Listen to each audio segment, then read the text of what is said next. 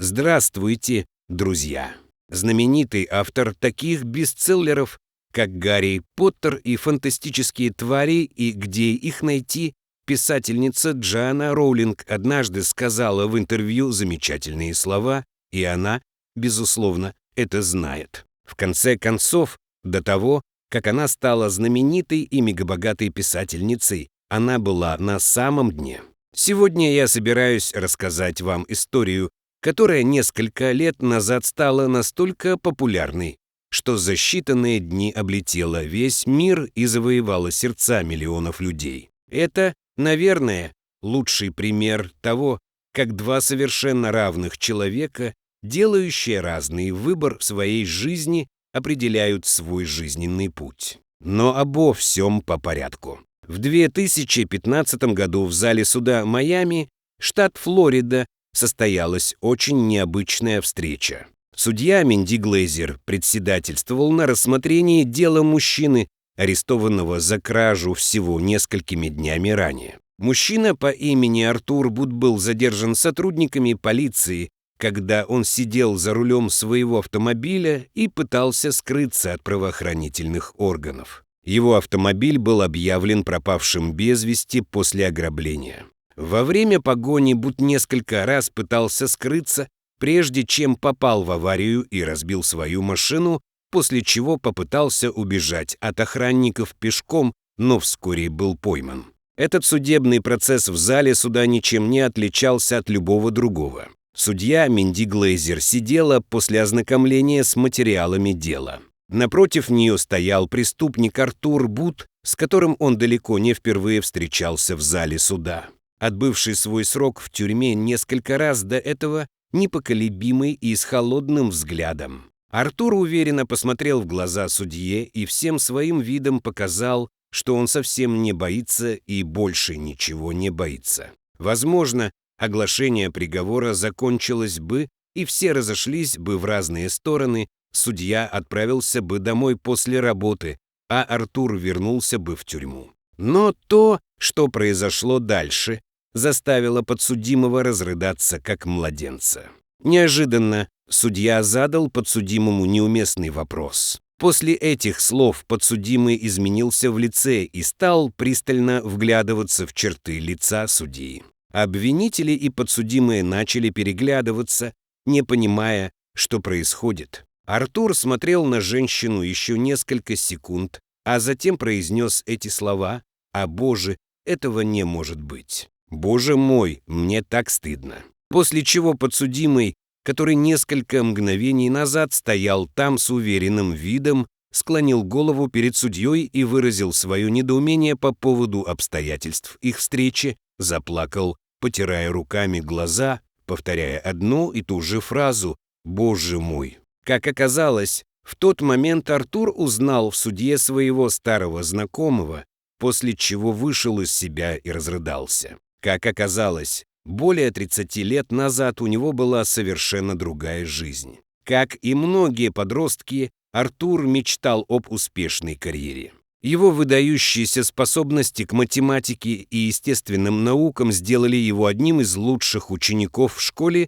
и не просто в какой-либо школе, а в школе Наутилус, которая в конце 70-х была не только престижной, но и считалась одной из лучших в Майами. Артур был выбран для обучения в старшей школе Наутилус после того, как получил отличные оценки в начальной школе Уильяма Брента. Его родители были довольны способностями мальчика. Будучи старшим из 3 детей в семье, он просто горел желанием учиться и даже мечтал стать нейрохирургом. Артур стремился учиться, самостоятельно выучил испанский и добился отличных оценок. Выходец из простой, бедной семьи, он почти час добирался до школы на автобусе и позже стал почетным студентом. Казалось, что этому одаренному мальчику суждено поступить в колледж и сделать успешную карьеру, и судье Глейзер было вдвойне больно видеть Артура перед собой. Это самый милый ребенок в средней школе.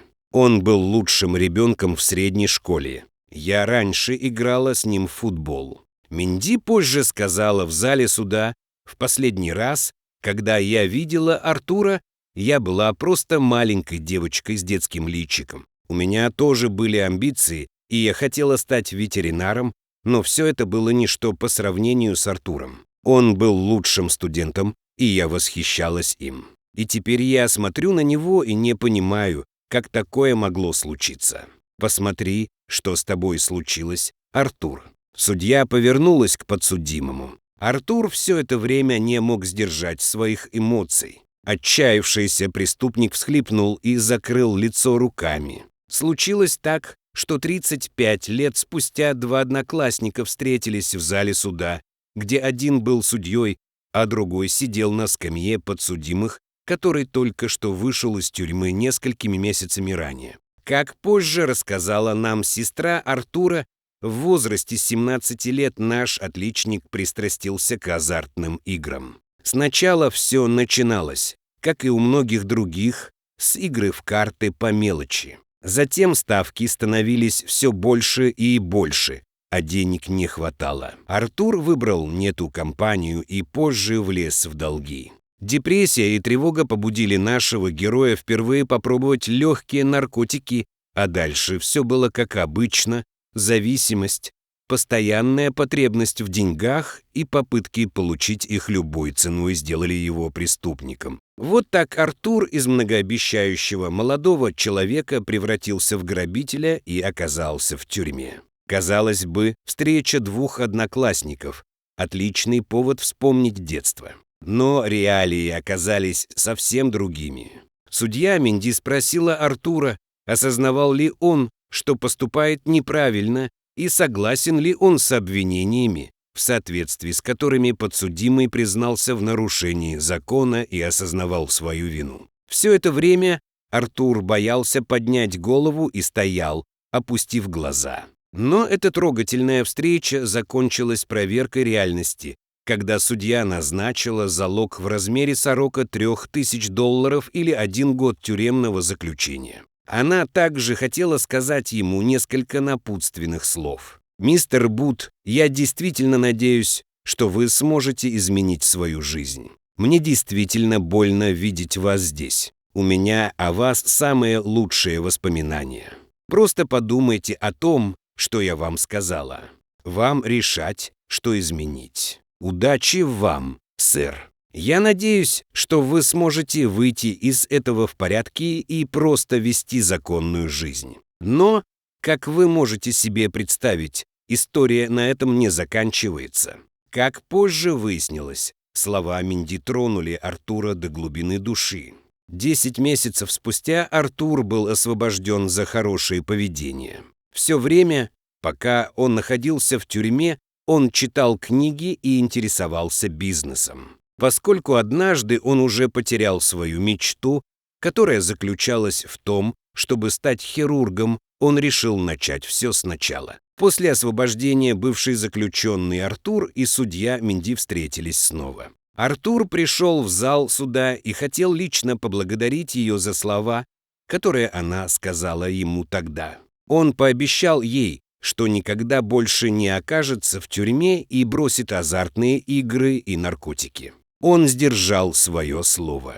С тех пор прошло почти 5 лет. Сейчас Артур – довольно успешный менеджер фармацевтической компании. Он зарабатывает достаточно денег, чтобы ни в чем себе не отказывать. Он путешествует по миру и живет в собственном доме.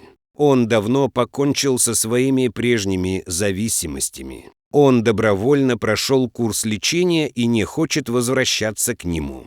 Артур все еще поддерживает связь со своим бывшим одноклассником и очень благодарен судьбе за то, что она свела их тогда в зале суда, и именно Минди противостояла ему. Как он сам говорит, ее слова изменили всю мою жизнь. Мотивацией старого друга было то, что Артур, вышедший из тюрьмы, просто должен был сделать правильный выбор в жизни. И он это сделал. И эта история о встрече двух одноклассников прекрасно показывает, что только наш выбор и наши решения определяют, кем мы станем, и предопределяют наш жизненный путь. Согласны ли вы с этими словами? Напишите свое мнение в комментариях. На сегодня все. понравилось видео и до скорой встречи.